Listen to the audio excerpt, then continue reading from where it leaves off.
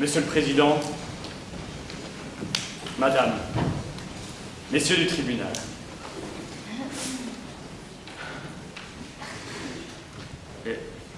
L'émotion est violente. Pourtant, pénaliste aguerri. C'est tremblant que je monte à la barre.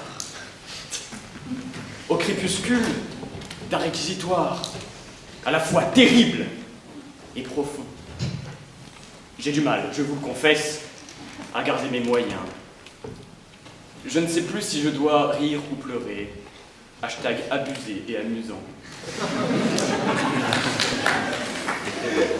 Ah, l'ingéniosité du genre humain, quand il s'agit de faire souffrir son prochain, peut être surprenante d'atrocité. C'est tout à fait le propos ce soir. Atterré, je m'attelle à contraster un tableau dont l'infernale horreur fait vaciller mes mots.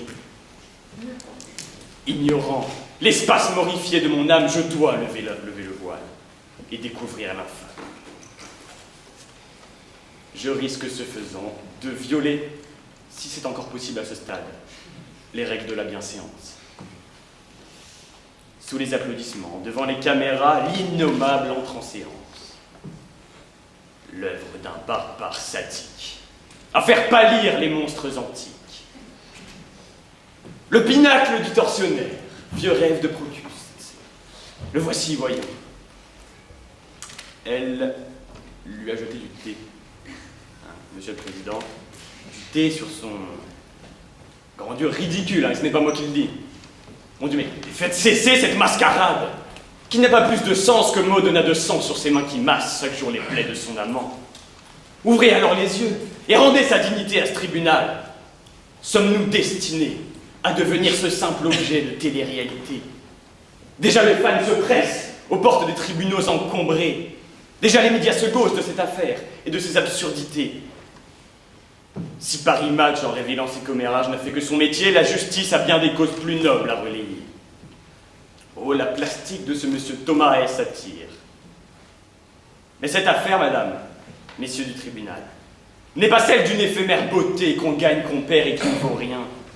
C'est celle de l'amour bafoué, qui blesse, qui saigne, mais qui tient. L'amour trahi, c'est l'amour sali. L'amour prêt à tout. L'amour qui fait mal pour faire réagir. L'amour qui dérape pour ne plus subir. Seules ces errances d'amour sont dignes du pardon. L'erreur d'un amour qui souffre, frisson de l'âme qui peine et porte l'acte au chapitre de la haine. Il ne s'agit pas là seulement de rhétorique. Quand trop de souffrance, trop d'incompréhension balisent votre conscience et emportent vos émotions, témoins impuissants d'une ultime provocation. Le poing se serre, les tendons craquent, la sueur perle. Une première larme, une dernière pensée qui se noie, une lampe descente, une agonie, le Golgotha des cœurs trahis. Une larme pour la seconde fois. J'ai soif d'amour, regarde-moi! Je t'aime. Dieu que j'ai mal. Il ne sait pas ce qu'il fait. Une larme, la dernière, c'est fini. J'ai perdu. Dans un grand cri, je rends l'esprit. Du thé et de l'eau bouillante d'amour, c'est tout. Ce geste fou, d'amour, d'orage, c'est un instant. Un coupable instant qui aussitôt s'accuse. Quand l'esprit rattrape la main, il est tard, mais toujours temps de sauver l'objet de ses passions. Maud se bat, appelle les secours pour limiter les dégâts. L'hôpital, vite! Grâce à elle, la blessure est bénie. Beau à ses yeux, il ne l'a jamais plus été. Rétabli, Thomas peut même reprendre le cours de sa vie. La faute est avouée, réparée et même parfaitement pardonnée. Touché par l'attitude bienveillante de sa compagne tout au long de sa convalescence, Thomas comprend et renonce évidemment à toute poursuite insensée. Et ce n'est pas pour une virilité, notion dont l'emploi par Madame le procureur me fait songer au sexisme qu'elle combat pourtant à demi-mot. Mais son préjudice, la fortune Et la notoriété de sa compagne le compense largement depuis bien des années. Le geste, il le sait maintenant, était inévitable autant qu'il était involontaire. De la force morale, Maud en a. Mais une goutte, puis une autre, puis une autre. Dans le vase, le niveau monte, trop et dévorant.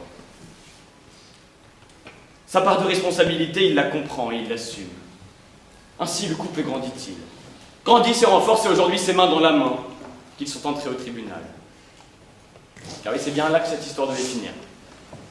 Considérant l'impérieuse nécessité qu'avait là d'intervenir le ministère public. Attention aux apparences, ce ne sera pas dans la finesse. Non, monsieur le procureur, ce n'est pas qu'une question de caution intellectuelle ou de télé-réalité. Apparemment, nos tribunaux ne seront jamais trop pleins de monde et vides de sens. Les délais, reports et autres réjouissances jamais assez interminables. Ah si Madame Lagarde nous entendait. Mais le ministère public, lui, s'en désintéresse. Trop occupé qu'il est à jouer au roi Midas de l'infraction. Tout ce qu'il touche devient un crime odieux. Chargé de punir le criminel, il s'emploie plutôt à le créer de toutes pièces. Que cherche-t-il alors? À s'en faire une réputation? Il est vrai que l'affaire attire du monde. Mais cette tendance destructrice à la surqualification, c'est autant un danger qu'une aberration. Alors dans cette optique, on fait d'une tasse de thé l'instrument sadique de tortures acharnées. Sans parler de la peine, la qualification de torture ou d'acte de barbarie apparaît évidemment bien disproportionnée. Pour dissiper les derniers brouillards du doute qui pourraient subsister, je rappellerai simplement que pour recevoir application l'article 222.1 du Code pénal, tu poses la commission d'actes d'une gravité exceptionnelle et la volonté de nier dans la victime la dignité de la personne humaine. Ah, le débat juridique s'annonce âpre. Enfin, peut-être pas. Ce sont là ces pirouettes et toutes ces contorsions juridiques ou rhétoriques, elles perdent le débat. L'étude de l'élément moral est déjà des plus flagrantes. L'accès de rage, de frustration incontrôlable que je viens d'exposer est par nature parfaitement inconciliable avec la froide volonté de nier la dignité humaine de la victime. La qualification des faits est alors erronée. Et la relaxe de ma cliente, plus qu'appropriée. Mais plus que d'articles, le ministère public se trompe de combat. Pour enfermer Maud et la séparer de Thomas, le procureur a peut-être ses raisons que la raison semble ignorer. Mais cette histoire, c'est l'histoire de centaines de femmes et d'hommes, prenons l'égalité, torturés, abîmés, moralement par des comportements méprisants à la limite de l'indécence. Pour Maud et Thomas, cela finit bien. Pour bien d'autres, cela va beaucoup plus loin. C'est l'histoire d'une femme qui croit en l'amour à ne plus croire en elle, qui ne veut plus que pour celui qui la maltraite, et qui chaque soir lui présente le bac de ses conquêtes. Dans l'espoir d'une dernière danse, elle lui passe tout.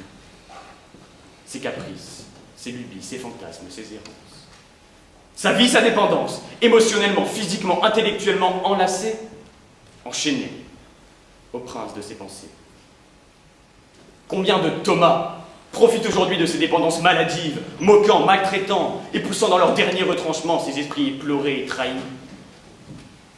C'est à moi alors peut-être de rappeler les valeurs que notre société défend. La dignité humaine, c'est ainsi qu'on la nie. Ainsi que l'égalité n'est plus qu'une utopie. Ce qu'on peut accepter à ses limites. Abandonné de tous, on ne croit plus qu'en soi pour un jour se sortir du chemin du martyr. L'infraction, mesdames et messieurs du tribunal, c'est la souffrance qui ose.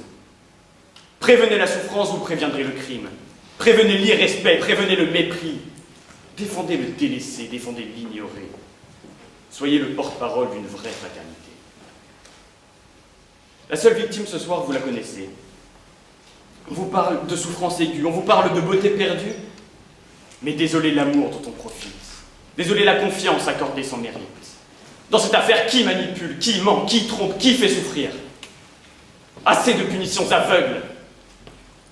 Ce qui ressort de ces ardentes accusations, ce n'est rien d'autre qu'une étrange passion pour la réclusion criminelle. Quel message envoie la justice en se ridiculisant ainsi? Quel message envoie-t-on aux époux violents, aux hommes indécents, à ceux qui humilient, qui rabaissent, qui méprisent, qui dédaignent, qui ignorent et qui provoquent? À ceux qui d'amant n'ont plus que le nom et qui du respect ont fait une option. Ah, c'est bien le cœur chargé d'émotions que j'entends le discours de Madame le procureur. J'y lis la justice devenir un jeu, sanctionner, enfermer, sans plus rien considérer. J'y vois l'excès et la colère, la puissance qui dégénère. J'y ressens la peur et l'émotion. J'y ressens l'intérêt privé, j'y ressens la passion, j'y ressens le viscéral désir d'encore et encore punir. Mais est-ce cela une victoire? La justice sera parfaite lorsqu'elle n'aura plus besoin de punir personne, et non lorsqu'elle n'aura plus personne à punir.